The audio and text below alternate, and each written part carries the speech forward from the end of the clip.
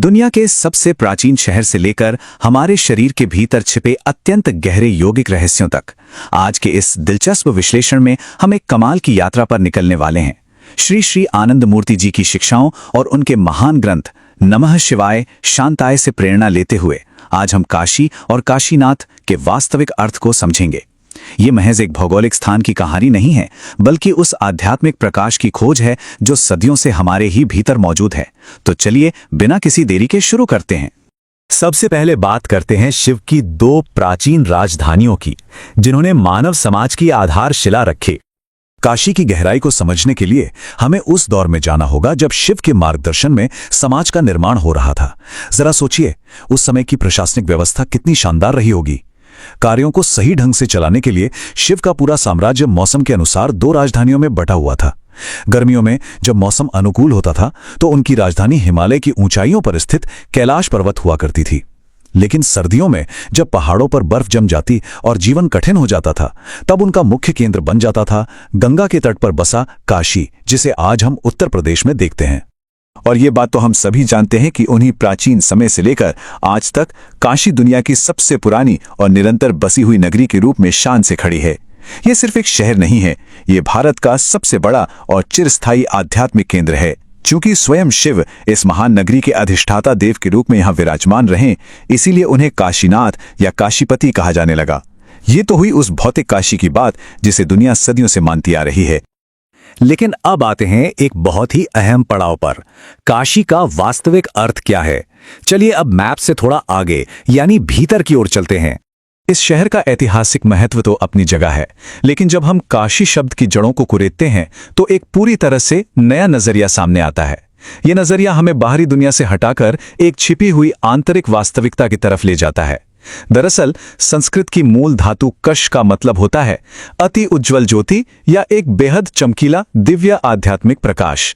इसका सीधा सा मतलब यह हुआ कि काशी कोई जगह नहीं, बल्कि होने की एक अवस्था है, एक ऐसा प्रकाश जो हमारे भीतर है। तो इस आध्यात्मिक शरीर का खाका क्या है?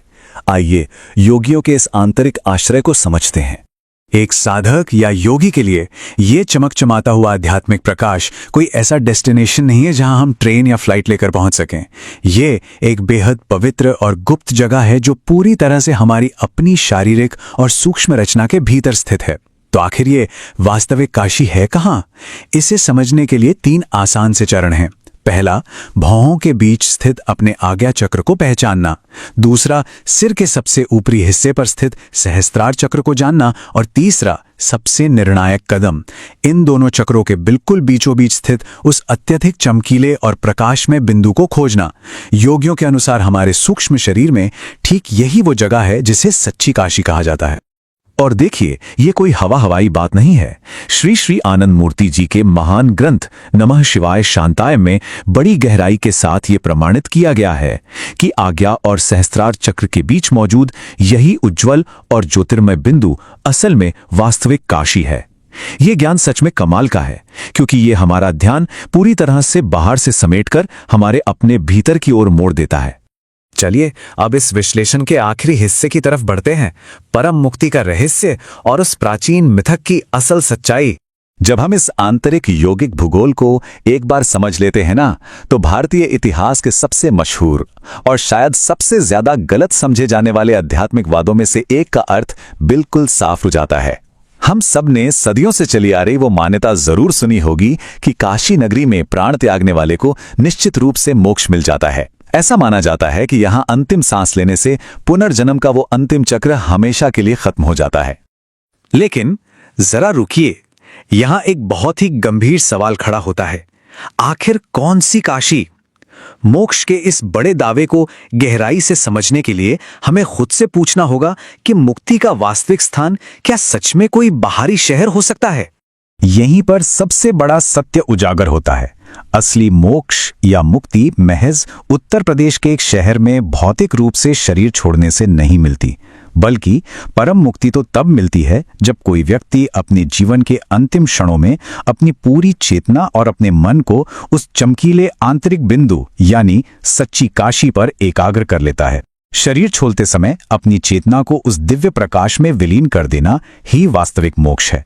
और सच कहें तो यही सबसे सच्ची और असली काशी यात्रा है। तो अंत में हमारा यह विश्लेषण हमें सोचने पर मजबूर कर देता है।